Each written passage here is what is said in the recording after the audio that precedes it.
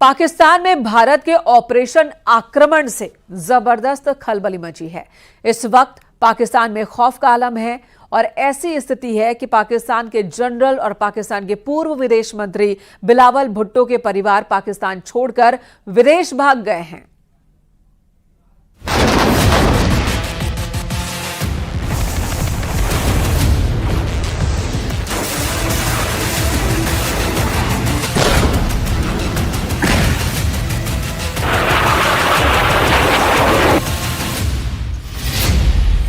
Pakistani media का दावा, 3 मई को भारत करेगा हमला। पाकिस्तानी सेना और पाकिस्तान में बैठे आतंकियों के आकाओं की शह पर जिस तरह से 22 अप्रैल को पहलगाम में हिंदुस्तानियों का नरसंहार हुआ है, उसने पूरे भारत को जबरदस्त गम और गुस्से से भर दिया है। भारत सरकार और भारतीय सेना पर पूरी दुनिया की निगाह है कि भारत अपने 27 हिंदुस्तानियों की मौत का बदला कैसे लेगा। इधर दूसरी तरफ एलओसी और पीओके में पाकिस्तानी सेना की कई डिवीजन मोर्चा संभालने के लिए निकल पड़ी है, जबकि पाकिस्तान में मौजूद लगभग सभी चैनल अब दावा करने लगे हैं कि भारत इस बार बहुत बड़ा हमला पाकिस्तान पर करने जा रहा है। भारत में पाकिस्तानी दूतावास के उच्चायुक्त रहे अब्दुल बासित ने तो यहां तक बता दिया है कि भारत 1 से 3 मई के बीच पाकिस्तान पर बहुत बड़ा हमला करने वाला है। अब्दुल बासित ने यह नहीं बताया है कि उन्हें भारत के हमले से जुड़ी इतनी पुख्ता जानकारी कहां से मिली। जरा देखिए पाकिस्तान के पूर्व उच्चायुक्त अब्दुल बासित क्या दावा कर रहे हैं। भारत जो है कोई कार्रवाई करता है, जो करेगा वो आज हो, कल हो, हफ्ते के बाद हो। देखिए ना, पुलवामा का वाकया हुआ था 14 फरवरी को। हाँ जी। और बालाकोट का वाकया हुआ था 26 फरवरी को, यानी 12 दिनों के बाद भारत ने वो कार्रवाई की थी। इसी तरह उड़ी का वाकया हुआ था, जहाँ तक मुझे याद पड़ रहा है 18 या 19 सितंबर को, और भारत ने कार्रवाई जो सो कॉल्ड सर्जिकल स्ट्राइक्स की थी वो की थी 28 सितंबर को। तो भारत का रिकॉर्ड क्लियर है कि 8 से 10 से 12 दिन लेते हैं कोई कार्रवाई करने पे। अगर उसी पैटर्न को रखा जाए तो ये 22 अप्रैल को हुआ, तो आप तवक्को रख सकती हैं कि 21, 2 या 2 इन 3 या मई के पहले हफ्ते में कोई कार्रवाई हो सकती है, या फिर उससे बाद में भी हो सकती है। पाकिस्तानी मीडिया का दावा, टारगेट पर इस्लामाबाद, कराची, रावलपिंडी। इधर दूसरी तरफ भारतीय थल सेना के चीफ उपेंद्र द्विवेदी 15वीं कोर की बैठक जम्मू कश्मीर में कर चुके हैं और ऐसे दावे किए जा रहे हैं कि भारतीय सेना के तीनों अंग ने इस बार ऐसी जंगी तैयारी की है जिसका सामना पाकिस्तानी सेना 3 दिन भी नहीं कर पाएगी।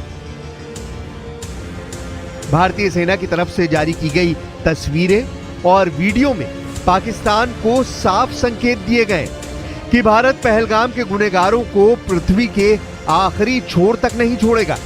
हम आपको पाकिस्तानी मीडिया में उन गीदड़ भपकी और बचकाने दावों को दिखाते हैं जो साबित करता है कि जब सियार की मौत आती है तो वो शहर की तरफ भागता है। जरा इस वीडियो को देखिए। इसमें पाकिस्तानी चैनल सुनो न्यूज पर पाकिस्तान के रक्षा विशेषज्ञ जफर हिलाली और पाकिस्तान के retired lieutenant general Ghulam Mustafa ढींगे मारते हुए भारत पर परमाणु बम से हमला करने की वकालत कर रहे हैं। न्यूक्लियर वेपन्स का टाइम गया है। आपने अनाउंस कर भी दिया था कि हम हर चीज से लड़ेंगे जो हमारे पास है।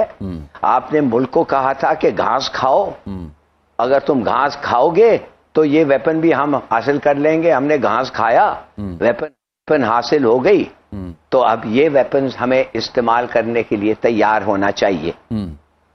क्या इंडिया ये मानेगा? देखिए, एक ही तरीका है इंडिया को हराना।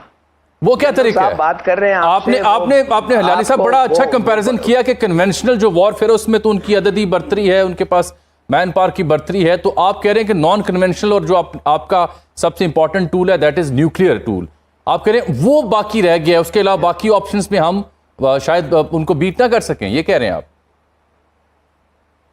यस, और कोई ऑप्शंस हमारा है ही नहीं, ओनली न्यूक्लियर ऑप्शन। और हमारे पास 160 न्यूक्लियर वॉरहेड्स हैं। एक ही तरीका है हिंदुस्तान को जीतने से रोकना।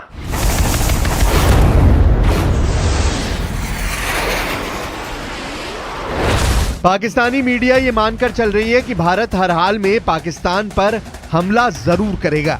यही वजह है कि इस वक्त पाकिस्तानी मीडिया भारत के खिलाफ युद्ध करने की मुहिम का अड्डा बन चुका है, जबकि दूसरी तरफ पाकिस्तान की एयरफोर्स अपने F-16 जेट से खासतौर से LOC के पास दिन रात पेट्रोलिंग कर रही है। पाकिस्तान चीन से मिले VT-4 टैंक को तेजी से भारत से सटे बॉर्डर पर पहुंचा रहा है। POK में तैनात पाकिस्तान की 10वीं कोर, जिसका हेडक्वार्टर रावलपिंडी में है, उसके लेफ्टिनेंट जनरल इस वक्त भारत के हमलों को लेकर बुरी तरह से घबराए हुए हैं। आलम यह है कि पाकिस्तान में मेडिकल इमरजेंसी का ऐलान कर दिया गया है। पाकिस्तान ने पाकिस्तान अधिकृत कश्मीर यानी POK में मेडिकल इमरजेंसी की घोषणा की है। ये कदम तब उठाया गया है जब नियंत्रण रेखा यानी LOC के पास सैन्य गतिविधियां बढ़ गई हैं और पाकिस्तान को भारतीय हमले का खतरा महसूस हो रहा है।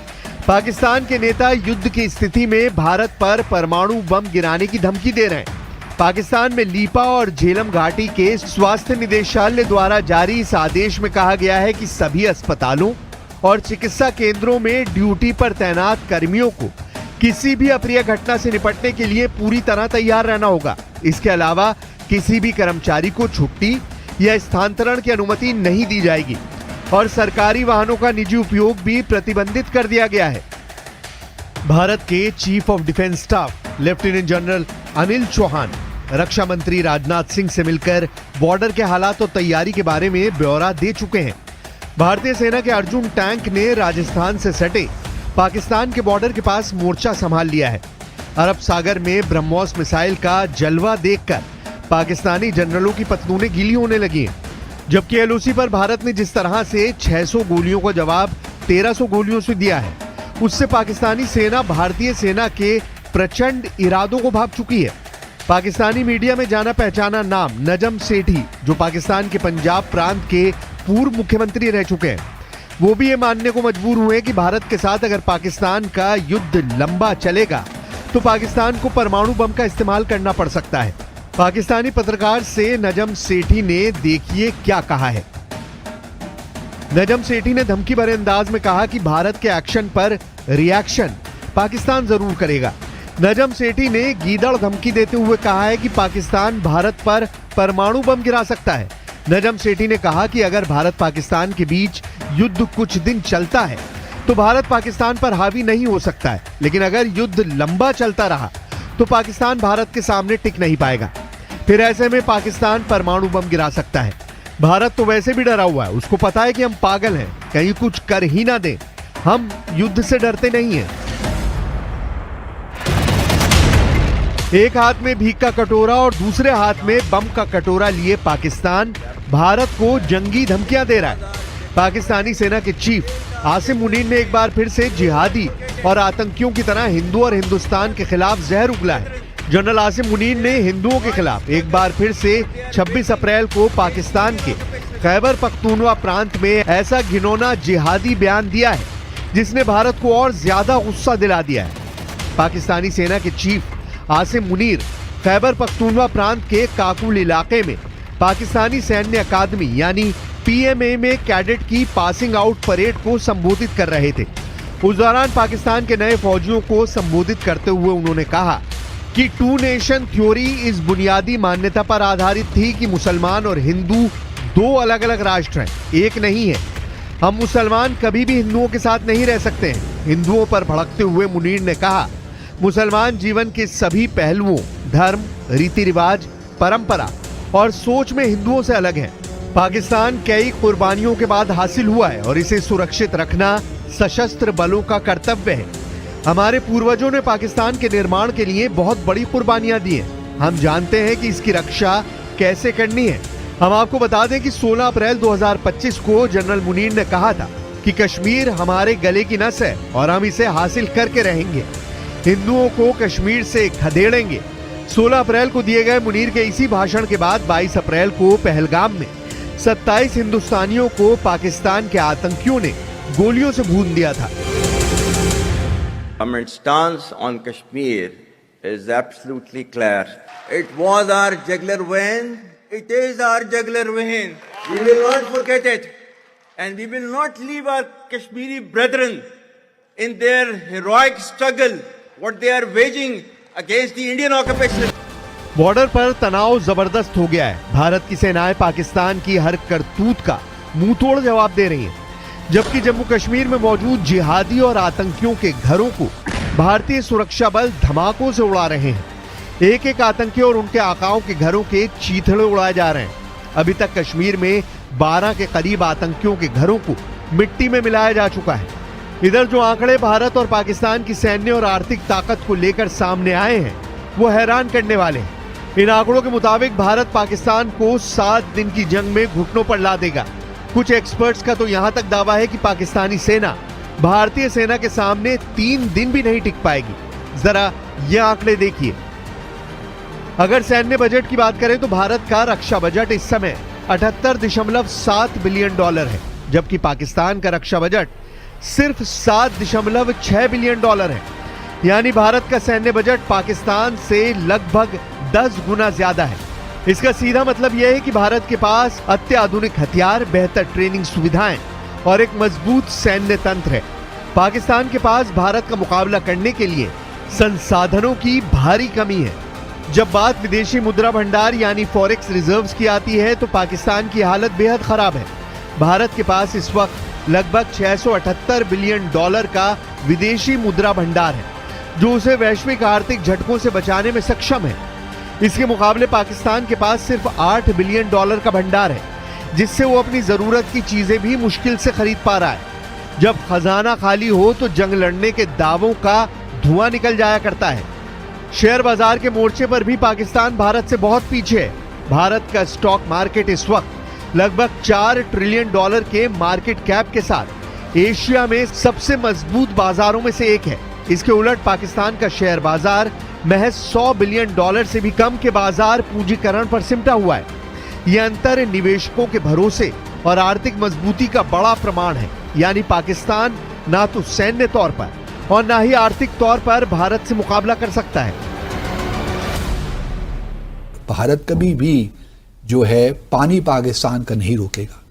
ये हमारे ऑफिशियल डिटेरेंस का एक हिस्सा है जी। हमारा डिटेरेंस इस बात जो है, अगर हमने न्यूक्लियर वेपन्स बनाए हैं तो उसमें एक ये भी है, क्योंकि हमारी सर्वाइवल का मसला है ना। बिल्कुल। अगर पानी नहीं आता तो हमारा सर्वाइवल खतरे में पड़ जाएगा। तो ये हमारा एक जो है, भारत को ये होशियार रहना चाहिए, 10 मरतबा 100 मरतबा सोचना चाहिए कि पानी को बंद करने का मतलब क्या है, या पानी को कम जो फ्लो है उसको भी कम करने का मतलब भी क्या है। सही। अगर 133 मिलियन एकड़ फीट से एक कतरा भी कम हो गया तो फिर भारत को ख्याल रखना चाहिए। और अगर यहाँ पे पानी नहीं बहता इन दरियाओं में तो फिर खून तो बहेगा, क्योंकि और तो कुछ हमारे पास उसका इलाज नहीं है। तो टैक्टिकल न्यूक्लियर वेपन्स अनसर जो है हमने सिर्फ दिखाने के लिए नहीं रखे हुए, उसका कुछ इस्तेमाल का अगर वक्त आया तो वो इस्तेमाल भी होंगे। इधर पाकिस्तान के प्रधानमंत्री शहबाज शरीफ युद्ध की धमकी दे रहे हैं। पाकिस्तान के पूर्व विदेश मंत्री बिलावल भुट्टो सिंधु नदी में खून की नदी बहाने के दावे कर रहे हैं। रक्षा मंत्री ख्वाजा आसिम खुद मान रहे हैं कि पाकिस्तान आतंकियों का अड्डा बन चुका है, जिसकी कीमत पाकिस्तान को भुगतनी पड़ सकती है। We had no extremism at all. We were a very tolerant society. It was made to, the society was then, the whole ethos of the society was changed to support the jihad, and this was jihad which was invented by the West. It was not a jihad, it was a power struggle between two superpowers. कुल मिलाकर तबाह पाकिस्तान अगर भारत से जंग करना चाहता है तो यकीन मानिए इस बार पाकिस्तान दुनिया के नक्शे से जरूर मिट जाएगा।